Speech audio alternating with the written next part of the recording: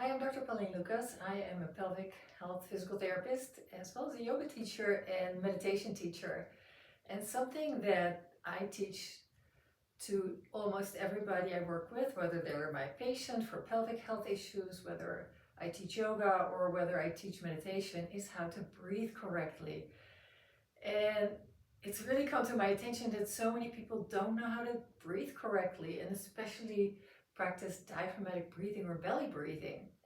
And some people have learned how to breathe into their belly, but when I evaluate them, I see that they're still not doing it optimal. And so I am going to share with you here just how I teach my patients and my clients how to do this very super effective and at times life-changing technique, which you can use at anytime you need it when you're stressed out, and ideally anytime really that you think about it. And maybe not even think about it, making it an automatic technique, an automatic way to breathe. So let me tell you a little bit first, like why we call this diaphragmatic breathing.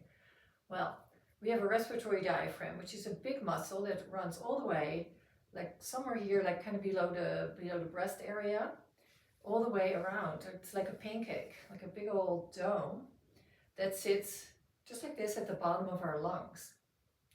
Now, so it divides the chest cavity from the abdominal cavity.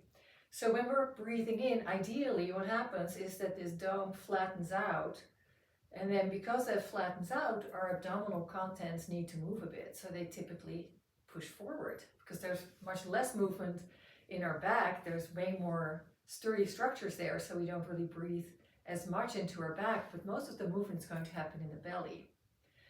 Now, you might wonder, like, why would I care to breathe into my belly or down towards the bottoms of my lungs? Well, what happens when we're breathing more upward? You know, sometimes when people take a deep breath, they do this. And what happens as a result is we tense our neck muscles a lot. And at the same time, we also give our nervous system the idea that we're under stress, that we're in danger. So in a way, breathing like that, like into our upper lungs, is actually a stressor. So that's super important to know, right? We don't want to unnecessarily stress ourselves out. The other thing is that when we're breathing more down into the lungs, we have much better oxygen exchange, because all the areas where the oxygen exchange is taking place with our blood are more at the bottom of our lungs. So it's a much more efficient breath. So not only does it calm us down, it's also very efficient. And then the last one that is very important for many of my patients is it calms our nervous system, it improves our digestion. Because in a way, when we're breathing down towards our belly, we don't really breathe into our belly. We actually give our belly, our abdominal organs, a massage. You know, when we breathe in, everything pushes down. When we breathe out, then the respiratory diaphragm moves up. So we're kind of compressing and releasing, compressing and releasing. It also helps to improve the flexibility and the relaxation of our pelvic floor. So there's so many benefits, but let me just teach you how to do this. So put a hand on your belly, put a hand on your chest, and then let's try to only breathe through the nose.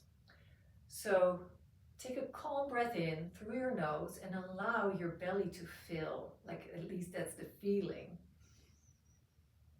And then when we breathe out, the belly sinks back in. And I'm going to show you that from the side because it's hard to see when you're looking at me from the front. So one hand on the belly, one hand on the chest. As you breathe in, pay attention here. Belly expands, and when you breathe out, belly draws back in. Breathing in, belly expanding. And breathing out, belly drawing in. Now, like I said, some of my patients have learned this, but what I notice is they just push their bellies out. So they don't allow the breath to move in and then expand the belly, but they just poke their bellies out. And that's not it. So one of the techniques or one of the cues that I learned from one of my meditation teachers was allow your breath to be received in a relaxed belly. So try that. So calmly breathing in through your nose, allowing the belly to rise as a result. And then as you breathe out through your nose or pursed lips, Feel the belly drawing in. Try that one more time. Breathing in, belly rises, not much happening here, but you don't have to keep your chest completely still. There's a little movement. And then breathing out, belly draws back in. Now, an additional thing you can do is placing your hands on the sides of the lower ribs. And then what you're going to do now is actually feel those ribs expanding like bucket handles. So if you picture this pancake, this diaphragm flattening out, it also has to broaden.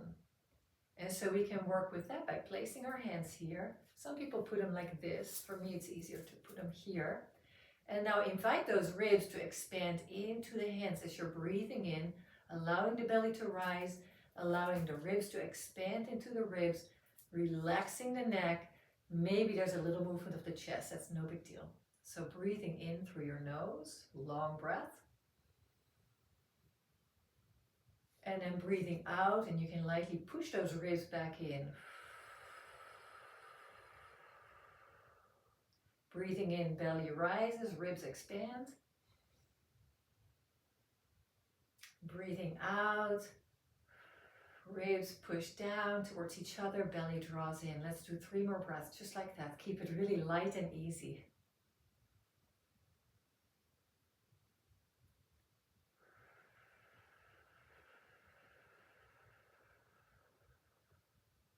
And of course, do this in your own pace. I cannot tell you how fast to breathe.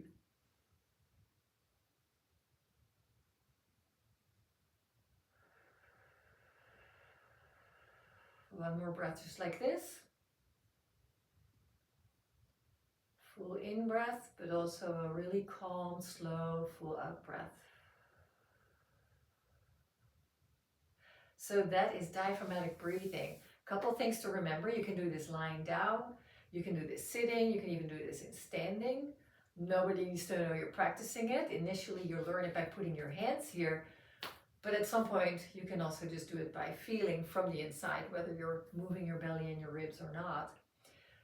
One thing that's really important is be upright. So if you're sitting, sit upright. I like sitting like this. You might sit cross-legged. You might just sit on a chair to practice this. It's a really lovely way to wake up or to fall asleep breathing like this. I hope that was helpful. Thank you so much for watching, and there's many more videos like this on my YouTube channel. Namaste.